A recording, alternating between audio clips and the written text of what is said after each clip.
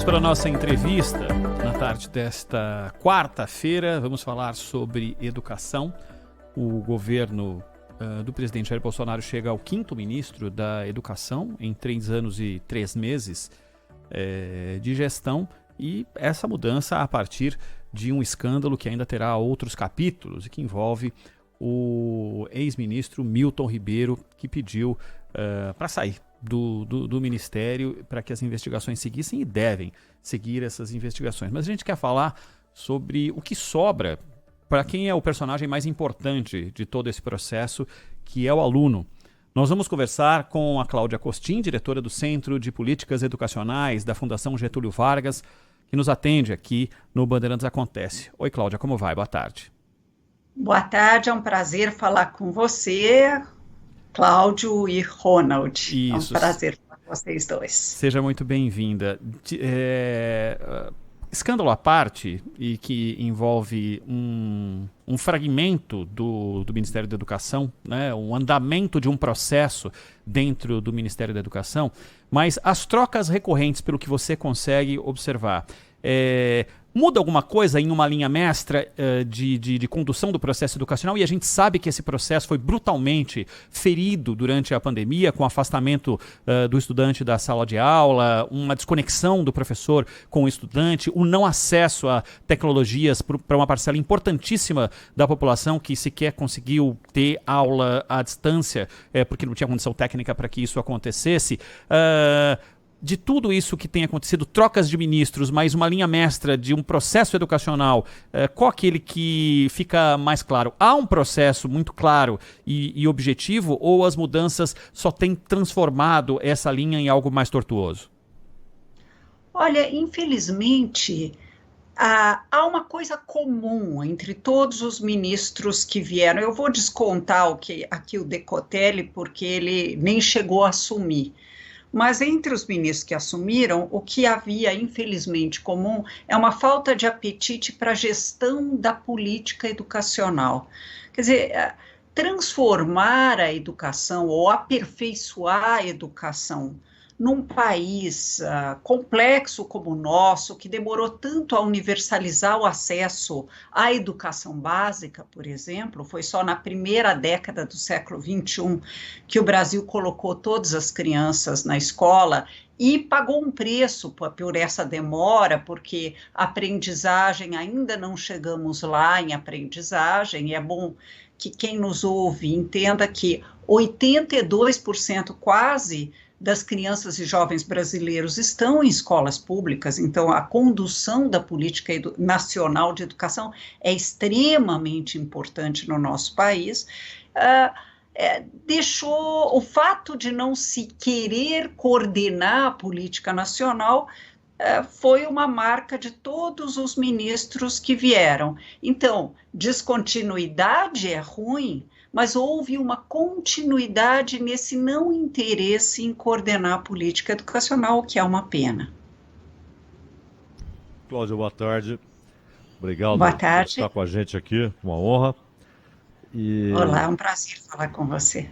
Muito obrigado. É claro que a gente tem visto um certo desgoverno em relação à educação, esses problemas acumulados no Ministério, mas também, me parece claro, você é especialista, né? Apenas uma pergunta. Os problemas na educação brasileira são bem antigos, né?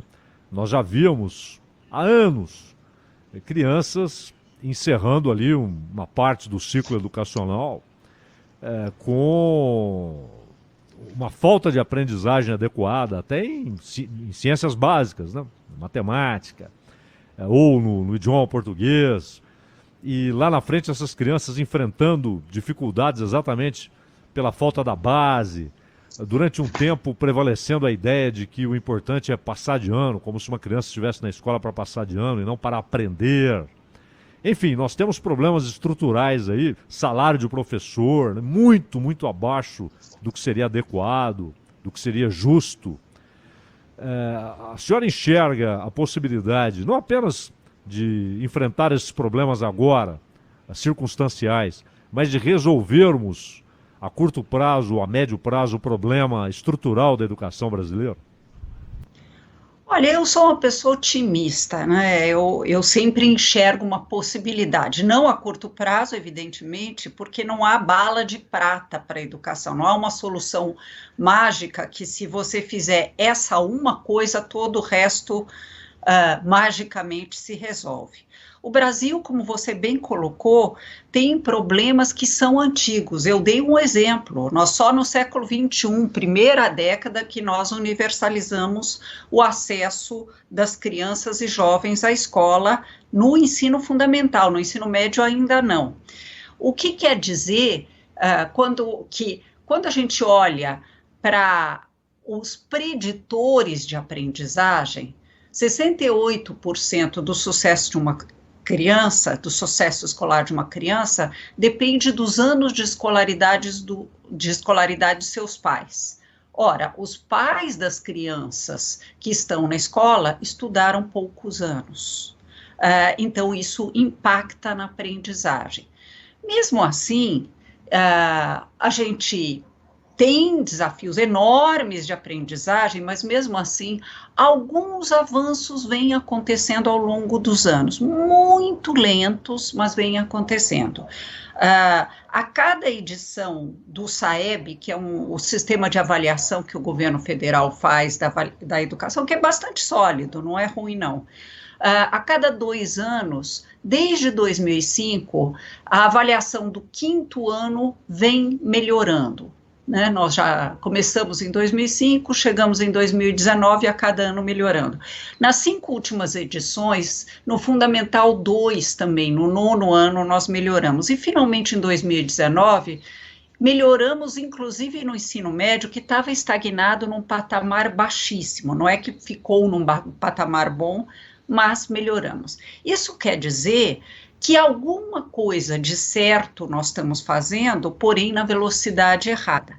Parte disso já foi respondido por vocês pela pergunta. Quando a gente tem baixas expectativas de aprendizagem para as crianças, quando a gente acha que a escola é só para passar de ano, evidentemente que uma criança de que nada se espera, nada vai oferecer. Então, parte da lentidão está relacionada a isso. A outra parte também já foi parcialmente respondida por vocês, quando você falou do baixo salário do professor. Quer dizer, a atratividade da carreira de professor é muito baixa. É baixa por causa do salário e é também baixa pelo baixo reconhecimento social da profissão de professor. É como se nós tivéssemos pena dos professores, mas não respeito profissional. E um jovem vendo isso, não quer seguir, um jovem talentoso não quer seguir a carreira de professor. Isso dá para mudar a atratividade da carreira de professor, dá para mudar os salários progressivamente na medida da folga fiscal e dá para tornar a preparação que o professor recebe para a mais complexa das profissões muito mais conectada com a prática. Hoje ela é excessivamente teórica, erro que há 40 anos a Finlândia corrigiu na sua formação de professores, que o Chile resolveu há cerca de uns 15 anos e que o Brasil só agora começa a olhar. Nós temos que mudar o currículo das universidades e ter maior diálogo entre teoria e prática na formação de professores, como a gente tem, por exemplo, com o médico. Né? O médico não aprende só a história da medicina, filosofia da medicina e sociologia da medicina. Ele também aprende essas coisas, mas está no hospital universitário desde o 1º ano do seu curso de medicina. É isso que nós temos que fazer, entre outras coisas. Cláudia, uma última da minha parte. O Ronald falava aí desse imbróglio todo que nós temos já há anos, né, com troca de ministro. Aliás, o MEC tem historicamente ali uma rotatividade tanto quanto elevada, né? Mas essa confusão toda e essa falta de norte, de rumo, ocorre durante uma pandemia que alargou, escancarou, mas também alargou, aprofundou as desigualdades. Que são sociais em geral, mas também especificamente na educação, né? A diferença entre as crianças. A senhora acha que esse aumento, esse alargamento dessa diferença, dessa desigualdade, é reversível em algum momento? Bom, eu vou repetir, Cláudia, eu sou muito otimista, é um viés de formação que eu tenho. Acho que ninguém trabalharia em educação se não fosse um pouquinho otimista. Dá para resolver? Sim, dá para resolver. Mas precisa ter muita vontade política de resolver esse problema, porque, como você bem colocou, imagine o que são 2 anos de escolas fechadas, escolas que tinham conectividade, equipamento, os pais em teletrabalho em casa, organizando essa criança que ainda não tem autonomia para aprender, enquanto outros, os pais têm que sair para buscar recursos para pôr comida na mesa, né? Tem um repertório cultural menos diversificado, não tem livros, não tem conectividade, e a verdade é que a maior parte das redes públicas, de alguma maneira, e sem coordenação nacional, ofereceram alguma forma de aprendizagem em casa. Mas essa aprendizagem foi uma estratégia de mitigação de danos, mas chegou de uma forma muito diferente de acordo com a classe social daquela família, né? Então, nós vamos ter que ter com muita garra e determinação, que montar um sistema de recuperação de aprendizagens, vamos ter que expandir o número de horas de aula na escola. O Brasil é uma vergonha, os países que têm o mesmo nível de desenvolvimento econômico que nós não têm 4 horas de aula só, não tem turno da manhã e turno da tarde, eles têm 7 a 9 horas de aula, com outras atividades dentro da escola, naturalmente, mas nós vamos ter que montar um sistema de recuperação de aprendizagem poderoso. Isso significa contratar mais professores num ano de crise ainda, significa equipar tecnologicamente as escolas, porque as escolas têm que servir como um hub de conectividade, porque hoje em dia esses recursos na mão de um bom professor podem ajudá-lo muito, e vamos ter que avançar. Há muito aluno de 4º e 5º ano que não se alfabetizou, ficando esse tempo todo longe da escola. Ou seja, já tínhamos problemas de aprendizagem. A alfabetização se concluía muitas vezes só no 3º ano do ensino fundamental. Está chegando muito aluno de 5º ano não alfabetizado. Em vez de decidir se a gente reprova ou não reprova, que tal levar a sério e ensinar de forma que todos aprendam e recuperar a aprendizagem de todos, especialmente daqueles que tiveram o azar de não nascer numa família mais afluente, ou que o pai ou a mãe pôde sentar com eles e ajudá-los. Eu acho que vai ser importante mudar a forma de ensinar e montar um bom sistema de recuperação de aprendizagem. Para tudo isso, o MEC poderia ter ajudado muito mais, e agora eu estou me referindo especificamente ao ministro Milton Ribeiro, que se ocupou de universidades e se ocupou, infelizmente, ao que tudo indica, a processos ligados à improbidade administrativa. Professora Cláudia, para encerrar de minha parte, para além do otimismo, e que bom ouvir que uma pessoa tão importante nesse meio está otimista com perspectivas de mudança e de recuperação, mas eu ouvi ao longo desses 2 últimos anos algumas expressões que passaram por geração perdida. 10 anos para voltar ao que estavam o patamar anterior, que já não era lá grande coisa. Crianças que não começaram a se socializar na hora que deveriam, não tiveram contato com outras crianças e passaram quase 2 anos sem tê-lo. Essa expressão geração perdida, dentro do seu otimismo, existe ou não passa por isso? E esse processo de recuperação, de aumento de número de horas, tal, pode ser suficiente para recuperar essa pseudo-geração perdida?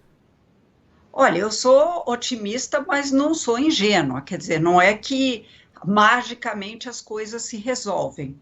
Nós vamos ter que ter, entre aspas, a sorte de ter ministros da educação com muito compromisso com uma gestão mais profissionalizada da política educacional, começar a olhar cada vez mais para a política educacional como política de Estado e não do governo de plantão, acabar com essa guerra ideológica no campo da educação, que também não nos ajuda em absolutamente nada.